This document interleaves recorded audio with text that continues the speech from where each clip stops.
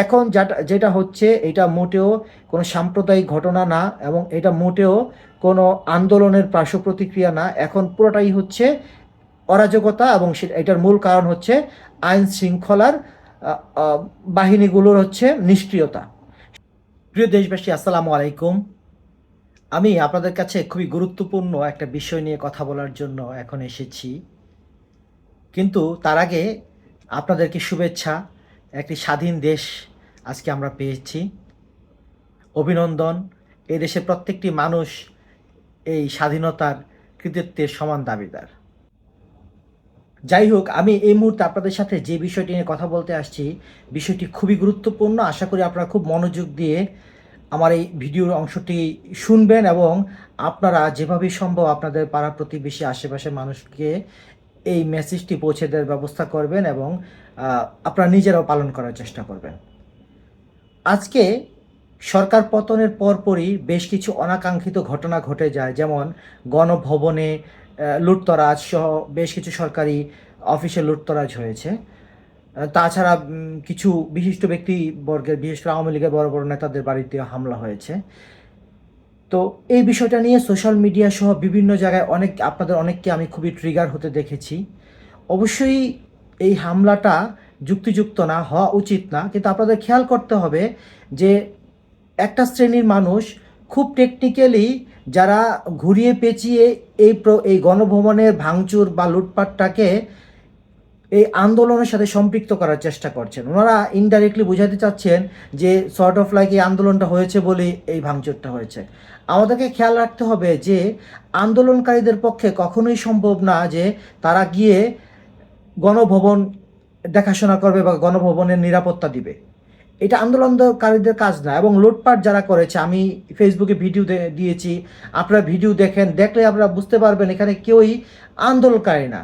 এখানে সাধারণ মানুষজন, বিভিন্ন জনের মানুষজন যায়, তারা গিয়ে এই কাজটা করেছে। এবং এটা শুধু যে এখনকার ঘটনা তা না, যে কোনো বড় আন্দোলনে এটা খুবই স্বাভাবিক ব্যাপার যে আন্দোলনের শেষ 24 ঘন্টা এবং পরবর্তী 24 ঘন্টায় বেশ অরাজকতা ছড়িয়ে পড়ে, এবং একটা পর্যায়ে এমন হয়, এমনকি আন্দোলনকারীদের পক্ষেও সেই অরাজকতাকে কন্ট্রোল করা সম্ভব হয় না। গণভবনের মতো একটি কি পয়েন্ট ইনস্টলেশন বা কেপিআইয়ে শেখ হাসিনা বেরিয়ে যাওয়ার আগ পর্যন্ত প্রায় কয়েক হাজার বিডিআর এবং আর্মির লোক ছিল।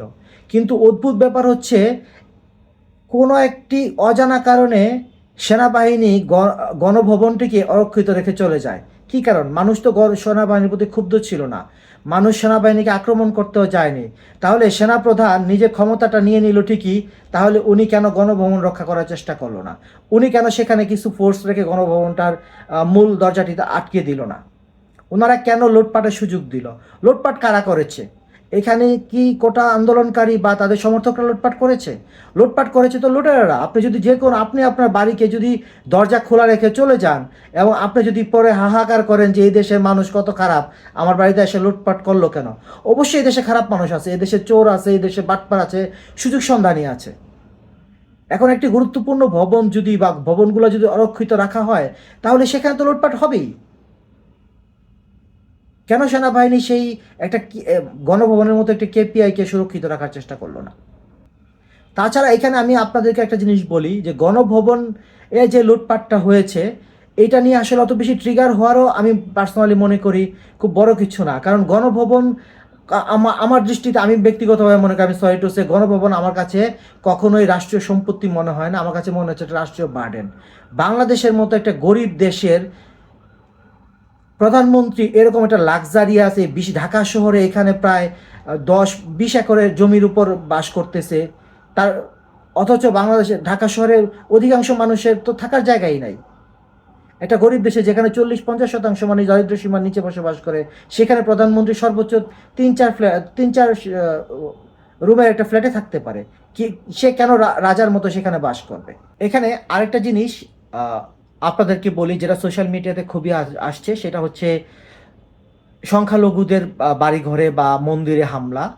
এটা খুবই দুঃখজনক একটা ঘটনা, এবং এই ধরনের কিছু ঘটনাও ঘটবে। এবং এই ঘটনাগুলা ঘটাচ্ছে কারা, এটা দেখতে হবে। আন্দোলনকারীরা কি যাচ্ছে এখানে? কোটা আন্দোলনকারীরা কি ঘটনা ঘটাচ্ছে না। অথবা হয়তো ঘটাচ্ছেও, কিন্তু আসলে যারা আন্দোলন করেছে তাদের পক্ষে সম্ভব না যে মানুষের বাড়িঘর, সাধারণ মানুষের দায়িত্ব না আসলে এটা, যে মন্দির মসজিদ এগুলার নিরাপত্তা দেওয়া সাধারণ মানুষের কাজ না। এখন আপনি কাকে নিয়োগ করবেন? আপনি ফেসবুকে আহ্বান করতে পারেন একজন মানুষকে যে যান মন্দির রক্ষা করেন, কিন্তু আসলে কে যাবে? এটা আইন শৃঙ্খলা রক্ষাকারী বাহিনীর দায়িত্ব। ওনারা, সেনা প্রধান বলেছেন, ওনারা কেন দায়িত্ব নিচ্ছেন না? এবং আমি আপনাদেরকে সবাইকে বলি, এখানে আমার মূল উদ্দেশ্য আসলে ব্লেম গেম না, বা মূল উদ্দেশ্য যে এটা হতে দেখ এরকম না। আমি মূলত এই ভিডিওটা করতে এসেছি আপনাদেরকে এটা বলার জন্য যে যে কোনো আন্দোলনের শেষ 24 ঘন্টা এবং তার পরবর্তী 24 ঘন্টা খুবই সেন্সিটিভ একটা টাইম। এই সময় প্রচুর দুর্ঘটনা ঘটে, এই জন্য অনেক সুযোগ সন্ধানী লোকেরা সুযোগ নেয়, এই সময় অনেক খুনিরা তাদের টার্গেট লোক থাকলে খুন করে ফেলে, এই সময় যারা ডাকাতি করতে চায় তারা বেরিয়ে পড়ে, যারা চুরি করতে চায় তারা বেরিয়ে পড়ে। তো এই সময়টা আপনারা সবাই সতর্ক থাকবেন। আমি আপনাদেরকে ব্যক্তিগতভাবে বলছি, আপনারা যেহেতু বাংলাদেশের সেনাবাহিনী বা পুলিশ তেমন কোনো দায়িত্ব নিচ্ছে না, আপনারা নিজেদের প্রপার্টি নিজেরা রক্ষা করার চেষ্টা করুন। আপনারা বাড়িতে, ঘরে, আমি আমার বাড়িতে, আমি যখনই আন্দোলনে আজকে বের হই, আমি কিন্তু আমার বাসায় বলে গিয়েছি যে আজকে কিন্তু অঘটন ঘটতে পারে, তো সাবধানে থাকবেন। এবং আমি কিন্তু আমার বাসার নিচে দারোয়ানদেরকে বলেছি বাইরের কোনো লোককে ঢুকতে দেওয়া যাবে না। কারণ এমনকি আমি যে আবাসিক এলাকায় থাকি, আবাসিক এলাকায়ও কিন্তু বাইরের লোক ঢোকার চেষ্টা করেছিল। ওদের উদ্দেশ্য ছিল একটাই, কিছুই না, লুটপাট করা। এই সুযোগটা কাজে লাগিয়ে তারা লুটপাট করতে চাইতো। সো আগামী 24 ঘন্টা, এমনকি 48 ঘন্টা পর্যন্ত, আইন শৃঙ্খলা পরিস্থিতি স্বাভাবিক হওয়ার আগ পর্যন্ত এরকম অসংখ্য অঘটন ঘটবে। অসংখ্য সুযোগ সন্ধানী লোক তাদের স্বার্থ চরিতার্থ করবে। কারো যদি কাউকে খুন করার প্ল্যান থাকে, কাউকে জিম্মি করার প্ল্যান থাকে, কারো বাসায় ডাকাতি করার প্ল্যান থাকে, এই সুযোগটা কাজে লাগাবে।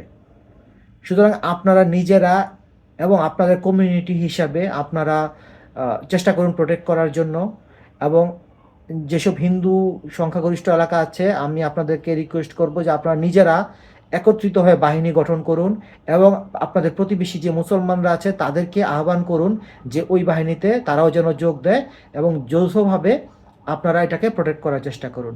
এখন যেটা হচ্ছে এটা মোটেও কোনো সাম্প্রদায়িক ঘটনা না, এবং এটা মোটেও কোনো আন্দোলনের পার্শ্ব প্রতিক্রিয়া না। এখন পুরোটাই হচ্ছে অরাজকতা, এবং এটার মূল কারণ হচ্ছে আইন শৃঙ্খলার বাহিনীগুলোর হচ্ছে নিষ্ক্রিয়তা।